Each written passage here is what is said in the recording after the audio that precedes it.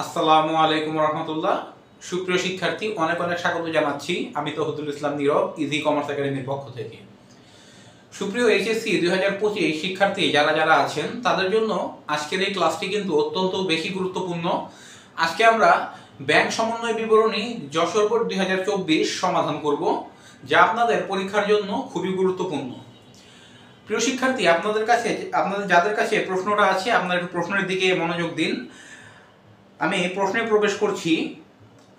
2023 সালের ডিসেম্বর মাসে lily company এর ব্যাংক সংক্রান্ত লেনদেনগুলো নিচে প্রদত্ত হলো।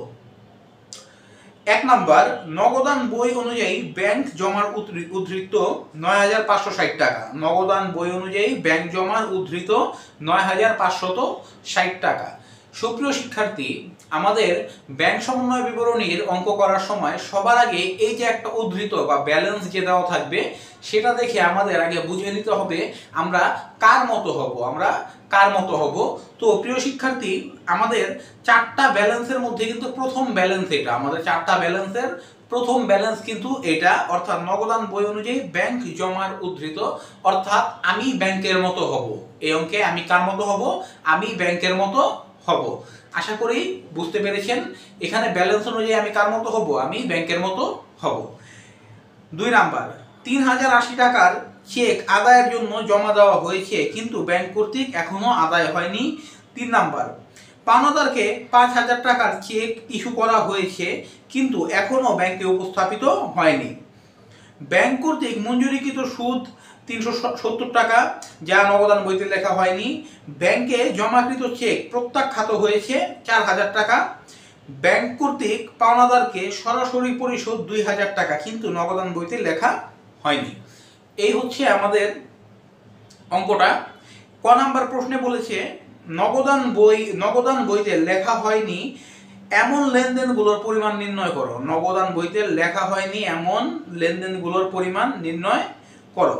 এখন আমরা যদি এখানে খেয়াল করি, সুপ্রিয় শিক্ষার্থী একটু খেয়াল করবেন এখানে যে আমাদের 4 নাম্বার যে এন্ট্রিটা আছে, 4 নাম্বার যে লেনদেনটা আছে, 4 নাম্বার লেনদেনটা হচ্ছে ব্যাংক কর্তৃক মঞ্জুরিকৃত সুদ 370 টাকা, যা নগদান বইতে লেখা হয়নি। ব্যাংক কর্তৃক মঞ্জুরিকৃত সুদ 370 টাকা, যা নগদান বইতে লেখা হয়নি।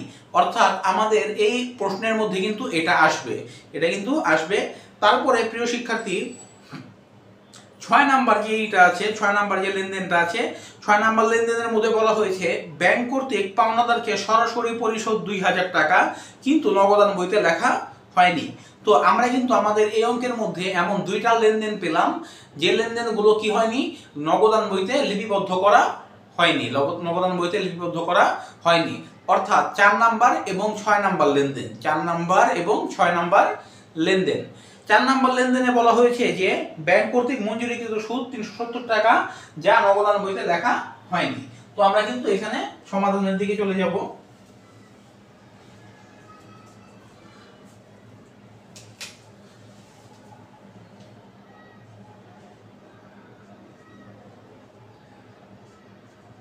ব্যাংক কর্তৃক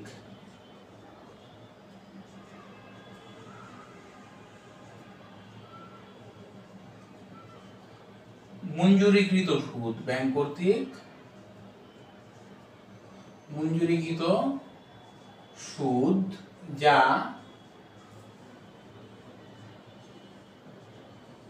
নগদান বইতে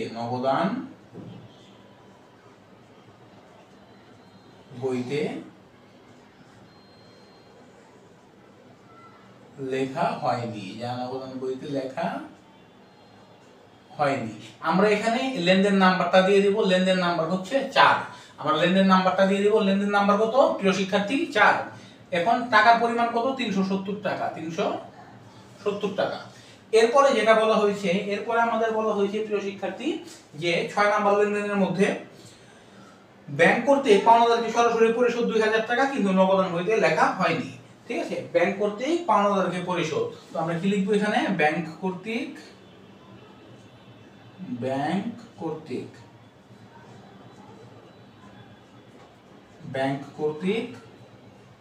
পাওনাদারকে পরিশোধ, পাওনাদারকে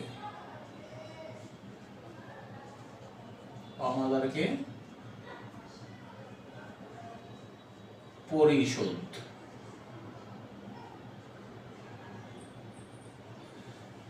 যা নগদান বইতে, যা নগদান বইতে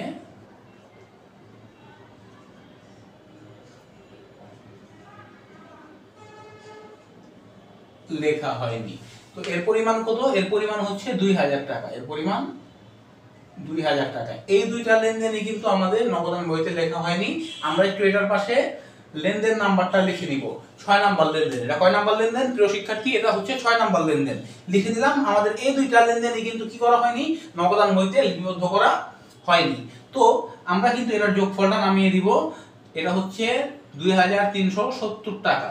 2370 টাকা, ঠিক আছে?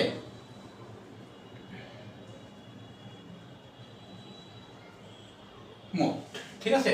তো মোট কত? 2370 টাকা। 2370 টাকা। তো এই হচ্ছে কিন্তু আমাদের ক নাম্বার। এই হচ্ছে কিন্তু আমাদের ক নাম্বার প্রশ্নের সমাধান। নগদানভুক্ত হয়নি এমন লেনদেন সমূহের পরিমাণ কিন্তু আমরা নির্ণয় করলাম। তো শিক্ষার্থী বন্ধুরা, আমরা কিন্তু চলে আসলাম আমাদের খ নাম্বার পার্টের মধ্যে। খ নাম্বারে বলেছে 3, 4, 5 নং 5 এবং 6 নং দফাগুলোর জাবেদা দাখিলা প্রদান করো। 3, 4, 5 এবং 6 নং দফাগুলির জাবেদা দাখিলা প্রদান করো। আমরা কিন্তু আমাদের খ নাম্বার পার্টে চলে আসলাম। এখন প্রিয় শিক্ষার্থী, আমরা চলে যাব আমাদের 3 নাম্বার দফার মধ্যে। আমরা একটু দেখি আমাদের 3 নাম্বার দফার মধ্যে কি বলা হয়েছে। 3 নাম্বার দফায় হচ্ছে পাওনাদারকে 5000 টাকার চেক ইস্যু করা হয়েছে কিন্তু এখনো ব্যাংকে উপস্থাপিত হয়নি। পাওনাদারকে 5000 টাকার চেক ইস্যু করা হয়েছে কিন্তু এখনো ব্যাংকে উপস্থাপিত হয়নি। প্রিয় শিক্ষার্থী, একটু খেয়াল করবেন, এখানে কি করা হয়েছে? পাওনাদারকে 5000 টাকার একটি চেক ইস্যু করা হয়েছে কিন্তু সেটা কি করা হয়নি? ব্যাংকে উপস্থাপিত হয়নি। এখন প্রিয় শিক্ষার্থী, জাবেদাটা একটু ভালোভাবে বুঝবেন।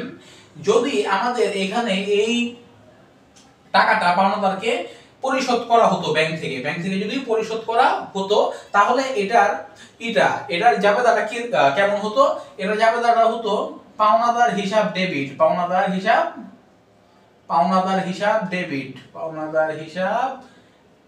ডেবিট, ব্যাংক থেকে টাকা চলে যেত ব্যাংক হিসাব ক্রেডিট। যদি পাওনাদারকে ব্যাংক হতে টাকাটা পরিশোধ করা হতো, তাহলে আমাদের কি হতো? এখানে পাওনাদার হিসাব ডেবিট, ব্যাংক হিসাব ক্রেডিট। কিন্তু এখানে কি হয়েছে? আমরা চেক ইস্যু করেছি কিন্তু পাওনাদারকে কি করা হয়নি? ব্যাংক থেকে সেটা পরিশোধ করা হয়নি। অর্থাৎ ব্যাংকের ক্রেডিট হওয়ার কথা ছিল, ব্যাংক কি হয় নাই? ক্রেডিট হয়নি। তো এখন ব্যাংক কি হবে? ব্যাংক হবে এখন ডেবিট। ব্যাংক কি হবে? Bank debit. এবং পাওনাদারের ডেবিট হওয়ার কথা ছিল কিন্তু পাওনাদার কি হয়নি? পাওনাদার ডেবিট হয়নি বা টাকাটা পায়নি। তাই পাওনাদার কি হবে? পাওনাদার হিসাব ক্রেডিট। পাওনাদার হিসাব ক্রেডিট, ঠিক আছে? তো আমাদের প্রথম জাবেদাটা কি হবে? 3 নাম্বার জাবেদাটা হবে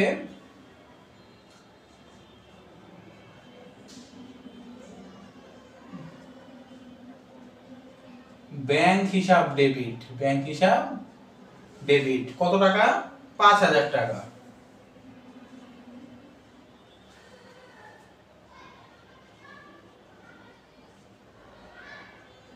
পাওনাদার হিসাব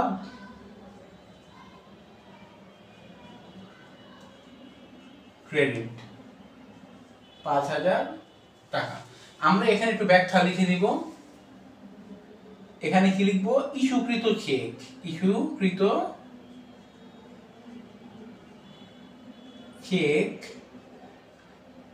ব্যাংক কর্তৃক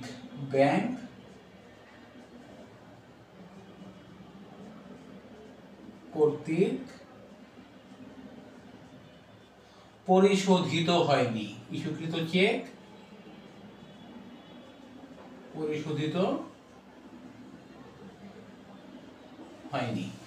ইস্যুকৃত চেক ব্যাংক কর্তৃক পরিশোধিত হয়নি। এটা কিন্তু আমাদের গেল 1 নাম্বার জাবেদা। তারপরে কত? আমাদের 4 নাম্বার লেনদেনটা জাবেদা করতে বলা হয়েছে। ব্যাংক কর্তৃক মঞ্জুরিকৃত সুদ 370 টাকা যা নগদান বইতে লেখা হয়নি। ব্যাংক কর্তৃক মঞ্জুরিকৃত সুদ 370 টাকা যা নগদান বইতে লেখা হয়নি। এখন দেখেন এখানে ঘটনা কি ঘটছে, ব্যাংক সুদ মঞ্জুর করেছে, অর্থাৎ ব্যাংক সুদ মঞ্জুর করার সাথে সাথে ওই সুদের টাকা আমাদের ব্যাংক অ্যাকাউন্টে কি করছে, ব্যাংক অ্যাকাউন্টে যুক্ত করে দিয়েছে, ব্যাংক অ্যাকাউন্টে কি করছে, যুক্ত করে দিয়েছে। তো যেহেতু ব্যাংকের টাকাটা বৃদ্ধি পাইছে, তাহলে ব্যাংক কি হবে, ব্যাংক হিসাব ডেবিট, ব্যাংক হিসাব ডেবিট, ব্যাংক হিসাব ডেবিট, ব্যাংক হিসাব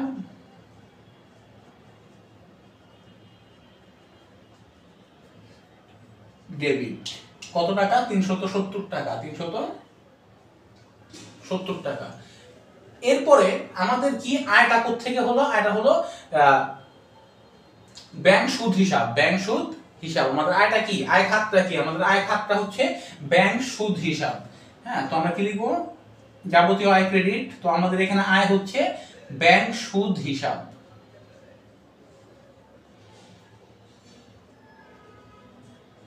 ব্যাংক সুদ হিসাব ক্রেডিট 370 টাকা, 370 টাকা। ঠিক আছে, তো আমরা এখানে একটু ব্যাখ্যা লিখে নেই। ব্যাংক সুদ মঞ্জুর করেছে, ব্যাংক সুদ মঞ্জুর করেছে, যা হিসাবভুক্ত করা হলো, যা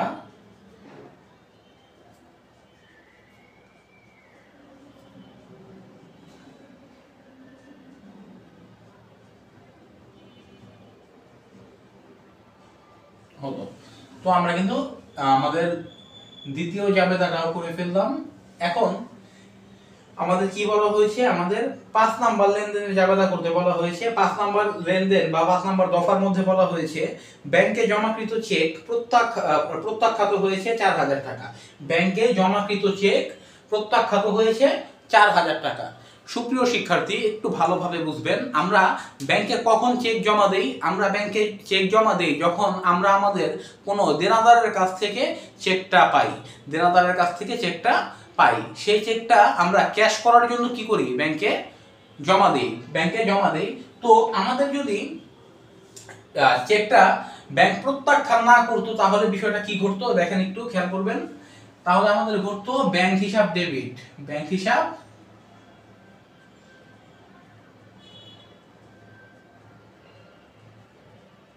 ব্যাংক হিসাব ডেবিট, প্রাপ্য হিসাব, প্রাপ্য হিসাব ক্রেডিট। আমাদের ঠিক এই বিষয়টা করতো, ঠিক আছে, যে ব্যাংক হিসাব ডেবিট, প্রাপ্য হিসাব ক্রেডিট। এখন আমরা কিন্তু চেকটা কিন্তু ব্যাংক গ্রহণ করেনি, চেকটা ব্যাংক কি করেছে, ব্যাংক প্রত্যাখ্যান করে দিয়েছে, অর্থাৎ এখন ঠিক এর বিপরীত ঘটবে, এখন ঠিক এর বিপরীত ঘটবে। যেমন যদি জমা হতো তাহলে প্রাপ্য হিসাব ক্রেডিট হতো, জমা হয়নি সেজন্য প্রাপ্য হিসাব কি হবে, প্রাপ্য হিসাব ডেবিট হবে, প্রাপ্য হিসাব কি হবে, ডেবিট হবে। তো আমরা লিখে নিব প্রাপ্য হিসাব,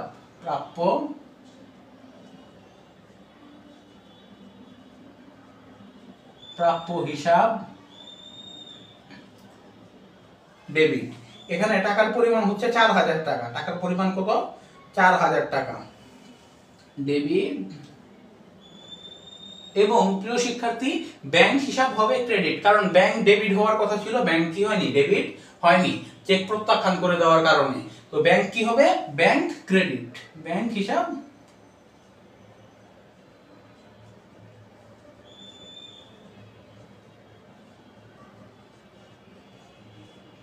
ব্যাংক হিসাব ক্রেডিট। কত টাকা, 4000 টাকা, 4000 টাকা। তো আমরা এখানে লিখে নেই জমাকৃত চেক, জমাকৃত চেক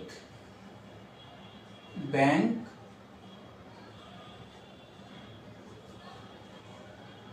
কর্তৃক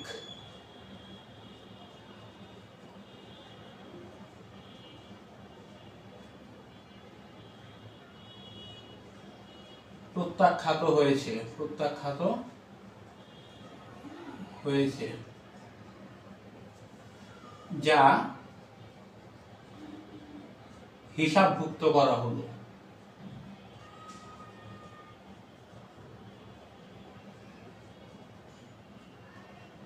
করা হলো। ব্যাংক জমাকৃত চেক ব্যাংক কর্তৃক প্রত্যাখ্যাত হয়েছে, যা হিসাবভুক্ত করা হলো। ঠিক আছে, তো আমাদের কিন্তু এখানে আরো একটা জাবেদা আছে, আরো একটা জাবেদা করতে হবে, সেটা হচ্ছে 6 নং লেনদেনের জাবেদা, 6 নং দফার জাবেদা। আমরা একটু এখানে এক্সট্রা একটা ভর করে নিই।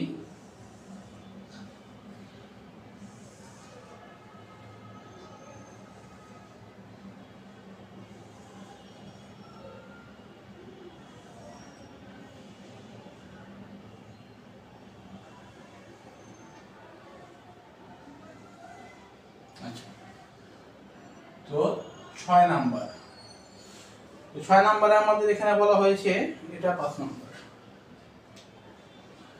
6 নম্বরে আমাদেরকে বলা হয়েছে যে 6 নম্বর দফার মধ্যে ব্যাংক কর্তৃক পাওনাদারকে সরাসরি পরিশোধ 2000 টাকা কিন্তু নগদান বইতে লেখা হয়নি। ব্যাংক কর্তৃক পাওনাদারকে সরাসরি পরিশোধ 2000 টাকা, যা নগদান বইতে লেখা হয়নি। তো এখানে আমাদের কি হবে, পাওনাদার হিসাব ডেবিট, পাওনাদার হিসাব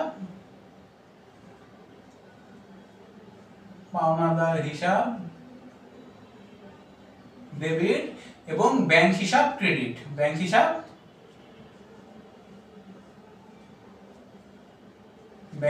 ক্রেডিট। কত টাকা প্রিয় শিক্ষার্থী? 2000 টাকা। এখানে ডেবিট সাইডে লিখবো 2000 টাকা এবং ক্রেডিট সাইডে লিখবো 2000 টাকা। আচ্ছা, তো এখানে একটু লিখে দেই ব্যাখ্যাটা। ব্যাংক কর্তৃক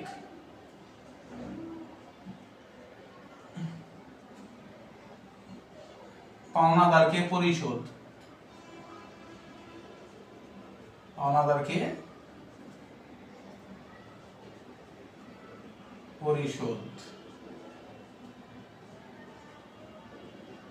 হিসাবভুক্ত করা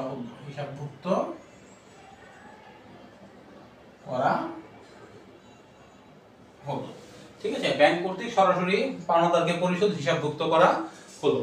তো প্রিয় শিক্ষার্থী, এই ছিল কিন্তু আমাদের খ নাম্বার প্রশ্নের সমাধান। আশা করি বুঝতে পেরেছেন। আমরা প্রিয় শিক্ষার্থী এখন চলে যাব গ নাম্বার প্রশ্নের সমাধানে। সুপ্রিয় শিক্ষার্থী, গ নাম্বারে আমাদের বলা হয়েছে যে উপরোক্ত লেনদেনগুলো নিয়ে একটি ব্যাংক সমন্বয় বিবরণী তৈরি করো। তো প্রিয় শিক্ষার্থী, আমাদের গ নাম্বারের মধ্যে বলেছে ব্যাংক সমন্বয় বিবরণী প্রস্তুত করতে। আমরা সবার আগে কিন্তু আমাদের যে ব্যালেন্স বা উদ্ধৃতটা আছে অঙ্কের মধ্যে, ওই উদ্ধৃতটা কিন্তু সবার আগে লিখে নিব। আমাদের 1 নম্বরে উদ্ধৃত বা ব্যালেন্স দেওয়া আছে নগদান বই অনুযায়ী ব্যাংক জমার উদ্ধৃত, নগদান বই অনুযায়ী ব্যাংক জমার উদ্ধৃত, এটা কিন্তু আমরা এখানে লিখে নিব। নগদান বই অনুযায়ী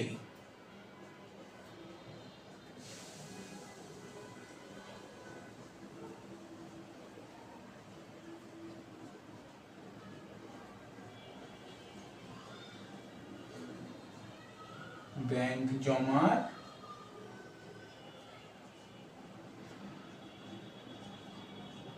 উদ্ধৃত। আমরা কিন্তু এটা লিখে দিলাম। আমাদের নগদান বই অনুযায়ী ব্যাংক জমার উদ্ধৃত হচ্ছে 9560 টাকা, 9560 টাকা। ঠিক আছে, এটা আমরা ব্যালেন্সটা লিখে নিলাম। এখন আমরা এখানে লিখবো যোগ। আমরা এখানে কি লিখবো? যোগ।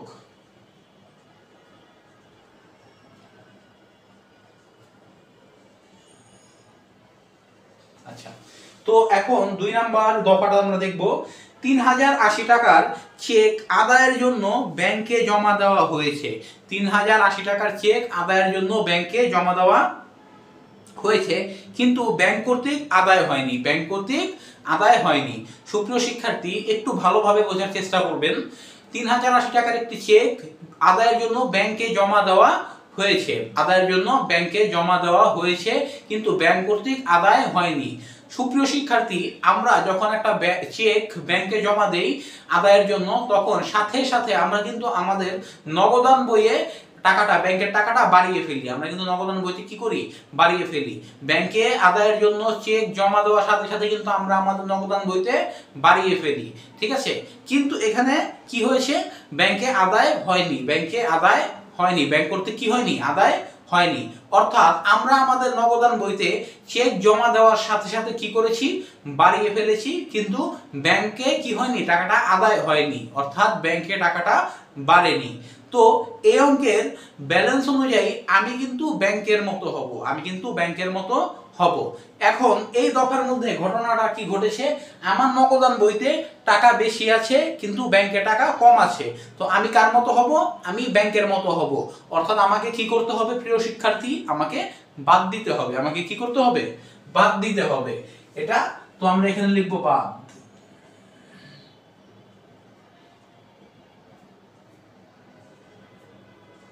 ওকে, তো 1 নাম্বার দিয়ে লিখবো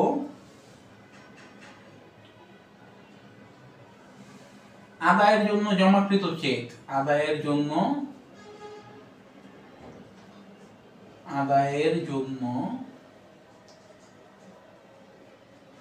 জমাকৃত চেক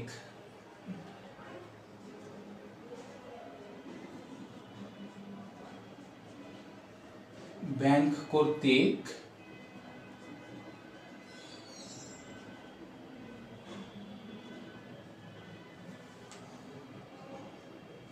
আদায় হয়নি, আদায়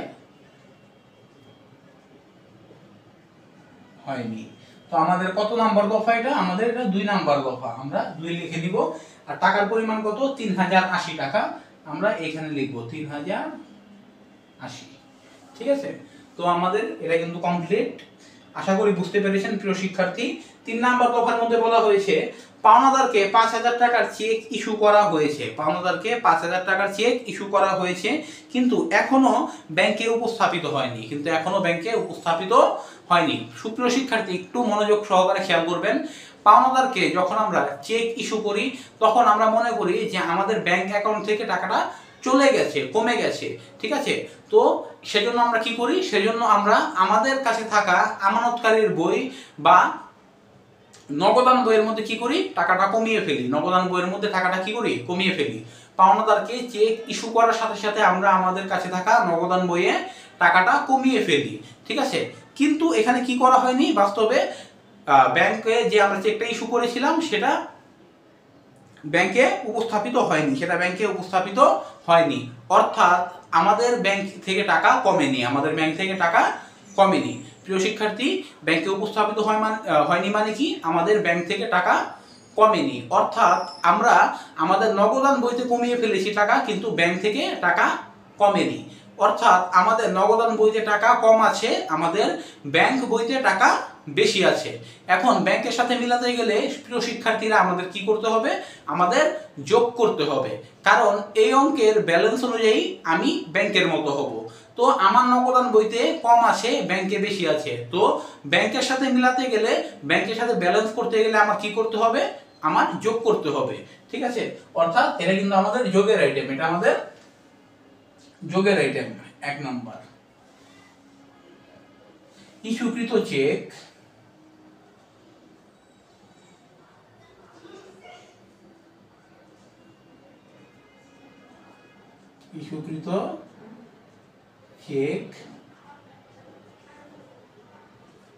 ব্যাংকে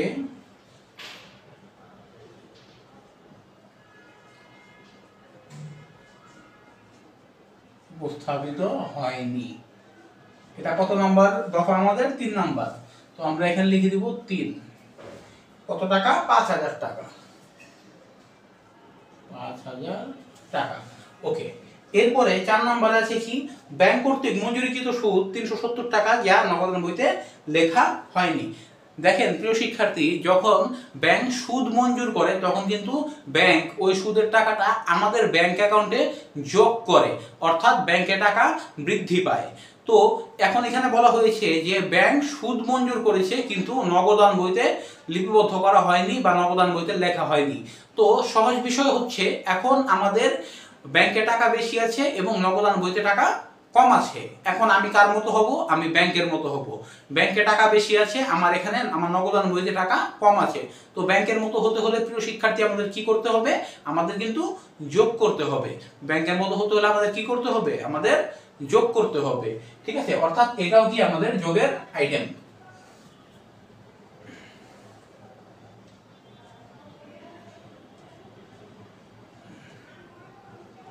ব্যাংক সুদ মঞ্জুর করেছে, ব্যাংক সুদ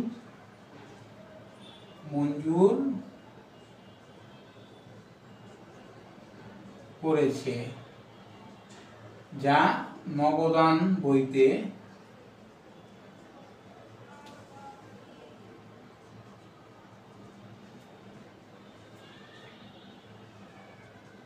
লেখা হয়নি, যা নগদান বইতে লেখা হয়নি। তো এটা আমাদের কত নাম্বার দফা? এটা আমাদের 4 নাম্বার দফা। ঠিক আছে, তো আমরা এখানে 4 লিখে দিব। 4 কত টাকা? 370 টাকা। ওকে, এখন 5 নাম্বার দফায় আমাদের বলা হয়েছে ব্যাংকে জমাকৃত চেক প্রত্যাখ্যাত হয়েছে 4000 টাকা। ব্যাংকে জমাকৃত চেক প্রত্যাখ্যাত হয়েছে কত টাকা? 4000 টাকা।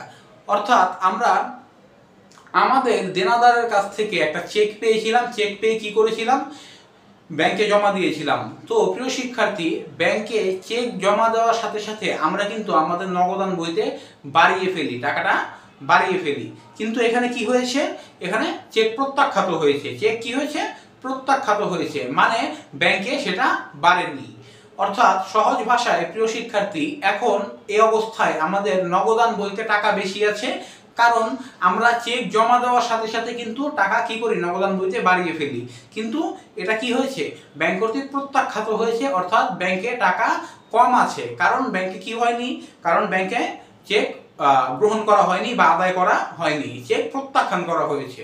অর্থাৎ আমাদের নগদান বইতে টাকা বেশি আছে, ব্যাংকে টাকা কম আছে। তো এখন আমি কার মতো হব? আমি ব্যাংকের মতো হব। তো নগদান বইতে বেশি আছে, ব্যাংকে কম আছে। এমন থাকলে কি করতে হবে? এখন ব্যাংকের সাথে মেলাতে গেলে প্রিয় বন্ধুরা এখন কি করতে হবে? এখন বিয়োগ করতে হবে বা বাদ দিতে হবে।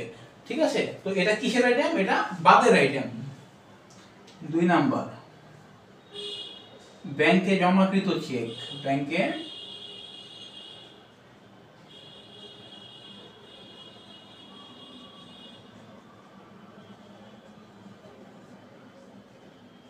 চেক প্রত্যাখ্যাত হয়েছে। এটা আমাদের 5 নাম্বার দফা। ঠিক আছে, এটা কত টাকা? 4000 টাকা। 4000 টাকা। এখন সর্বশেষ দফা আমাদের 6 নাম্বার, ব্যাংক কর্তৃক পাওনাদারকে সরাসরি পরিশোধ 2000 টাকা। ব্যাংক কর্তৃক পাওনাদারকে সরাসরি পরিশোধ 2000 টাকা। ঠিক আছে, কিন্তু নগদান বইতে লেখা হয়নি। এখন কি ঘটনা ঘটেছে এখানে? ব্যাংক কর্তৃক পাওনাদারকে পরিশোধ, ব্যাংক কর্তৃক পাওনাদারকে সরাসরি পরিশোধ, অর্থাৎ ব্যাংকে টাকা কমে গেছে, যেটা নগদান বইতে কি করা হয়নি? নগদান বইতে লিপিবদ্ধ করা হয়নি। অর্থাৎ ব্যাংকে টাকা কমে গেছে, ব্যাংকে টাকা কম আছে, কিন্তু এটা নগদান বইতে কি করা হয়নি? কমানো হয়নি। অর্থাৎ নগদান বইতে বেশি আছে। তো ব্যাংকে কম আছে, নগদান বইতে বেশি আছে। তো এখন ব্যাংকের সাথে মিলাতে গেলে আমাদের কি করতে হবে? আমাদের বিয়োগ করতে হবে বা বাদ দিতে হবে। ঠিক আছে, তো এটাও কিসের আইটেম? বাদের আইটেম। 3 নাম্বার,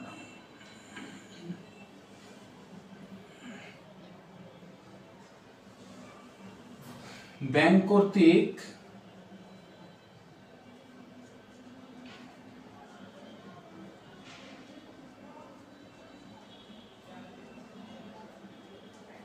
পাওনাদারকে পরিশোধ, পাওনাদারকে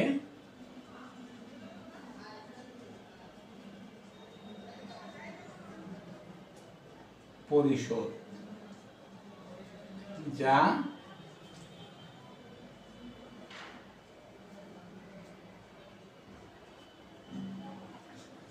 নগদান বইতে লেখা হয়নি। কত টাকা প্রিয় শিক্ষার্থী? এটা হচ্ছে আমাদের 2000 টাকা। ঠিক আছে, এবং এটা কয় নাম্বার দফা? এটা 6 নাম্বার দফা। টাকার পরিমাণ কত? 2000। হ্যাঁ, ওকে, আমরা কিন্তু সবগুলা দফা লিখে দিলাম। এখন আমরা কি করব? যোগ বিয়োগ করব প্রিয় শিক্ষার্থী। এখন কি করব? যোগ বিয়োগ করব। প্রথমে এই দুইটা যোগ করব। এই দুইটা যোগ করলে হচ্ছে আমাদের 5370 টাকা। 5370 টাকা। ঠিক আছে, এখন আমরা যোগ করব 9570 টাকা, 9570 দুঃখিত 60 টাকা, 9560 টাকা যোগ 5370 টাকা,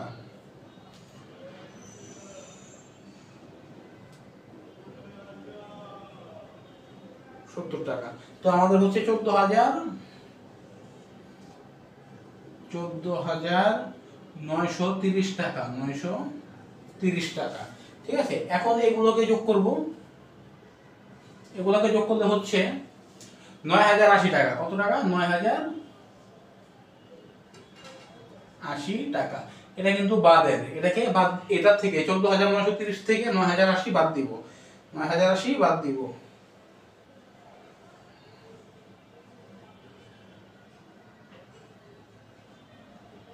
ওকে, তো আমাদের টাকা এখানে বের হচ্ছে 5850 টাকা। আমরা কিন্তু ক্লোজ করে দিব, এটা কি করে দিব? ক্লোজ করে দিব। এবং এখানে লিখব ব্যাংক বই মোতাবেক, ব্যাংক বই মোতাবেক